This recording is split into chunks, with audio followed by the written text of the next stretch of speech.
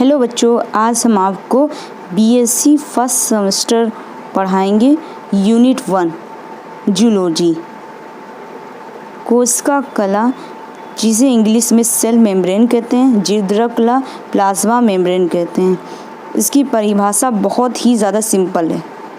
प्रत्येक कोशिका के चारों ओर पतली, लचीली एवं अर्धपारगम्य कला या झिल्ली होती है, जिसे कोशिका कला या जीवद्रव कला कहते हैं। ये प्राणी कोशिका और पादप कोशिका दोनों में ही मिलती है। प्राणी कोशिका में ये बाहरी आवरण बनाती है और पादप कोशिका में ये भित्ति के अंदर की ओर होती है। जंतु कोशिका में की अगर बात करें तो सबसे पहले कोशिका झिल्ली होती है, जिसे प्लाज्मा मेम्ब्रेन कहते हैं। उसके बाद अंदर केंद्रक होता है जी। ये क्या एक आवरण बना रहा है चारों तरफ, और है बीच के अंदर केंद्रक होता है, इसे हम प्लाज्मा मेम्ब्रेन कहते हैं। पादप में सबसे पहले कोशिका भित्ति में होती है, उसके अंदर कोशिका झिल्ली, उसके अंदर फिर केंद्रक होता है। अब देखते हैं प्लाज्मा मेम्ब्रेन के स्ट्रक्चर्स के बारे में, इसकी संरचना के बारे में। प्लाज्मा मेम्ब्रेन की मोटाई 75 एंगस्ट्रॉम होती है। ये 3 स्तर की बनी होती है। ये प्लाज्मा मेम्ब्रेन की लेयर है, जिसे हमने बहुत ही सिंपल बनाया है।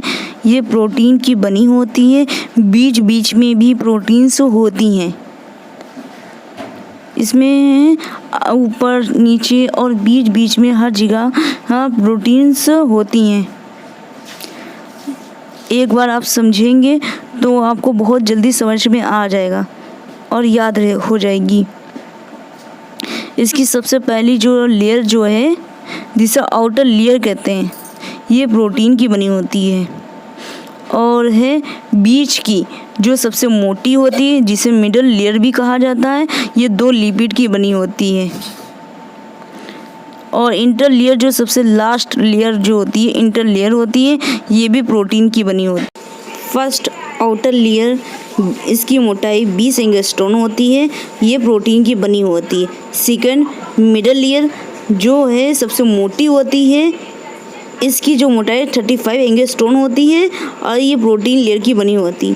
थर्ड ये इनर लेयर है, इसकी मोटाई जो होती है 20 एंगस्ट्रॉम है और ये प्रोटीन लेयर की बनी होती। संरचना से जुड़ी विभिन्न संकल्पनाएं, जिसे आपको हमेशा याद रखनी है। यूनिट मेम्ब्रेन संकल्पना के अनुसार बीच की लिपिड जो होती है अणु 2 परत बनाती है। रॉबर्टसन ने इस मॉडल को दिया है। कौन सा? Unit membrane model. ये बात हमेशा याद रखना है। सिंगर एवं निकोलसन ने तरल मोज़ेक मॉडल दिया है। इन्होंने इसमें बताया कोशिका झिल्ली 2 स्तर या 2 लिपिड की बनी होती है, और ये कैसी होती है? तरल और लचीली होती है। हमने आपको इसमें जो प्लाज्मा मेम्ब्रेन की जो हमने संरचना बनाई है, उसमें हमने आपको दिखाया है। ये देखिए संरचना में कि 2 लिपिड है, एक लिपिड की इस तरह और ये दूसरी लिपिड की इस तरह, और ये बनी हुई है। अब हम इसके फंक्शन के बारे में देखते हैं कि इसका कार्य, इसका वर्क, ये काम क्या करती है। सेल को निश्चित आकार देने का कार्य करती है। सेल को निश्चित आकार देगी और सेल के बाहर रक्षात्मक आवरण बनाती है, मतलब रक्षा के लिए, कि ये कोई भी घुसपैठिया या कोई भी अन्य पदार्थ के अणु जो है अंदर ना जा सके, न ही बाहर आ सके। ये उसकी रक्षा के लिए होते हैं। कोशिका द्रव तथा उसके घटकों की बाहरी पर्यावरण से अलग करती है। सेल के अंदर बाहर आने जाने वाले पदार्थों का नियंत्रण एवं संचलन करती है। नियंत्रण मतलब किसी भी पदार्थ के अणु जो हैं कोशिका के अंदर ना आ सकें और यह ना बाहर जा सके, इसको ये ध्यान में रखता है। जो भी इम्पोर्टेंट है वही अंदर जाए। इस संचरण मतलब कि पदार्थ का आना जाना।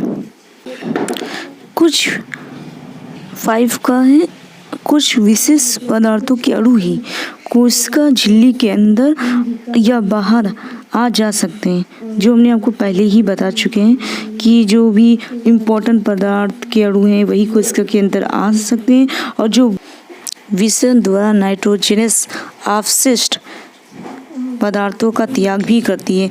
नाइट्रोजनस मतलब एक खराब पदार्थ होती है जो कोशिका से वो बाहर निकालती है, ये त्याग इसे कहा जाता है। एक चीज़ बताना चाहिए, अवशिष्ट का मतलब होता है खराब और त्याग का मतलब होता है किसी भी खराब चीज़ को बाहर निकाल देना।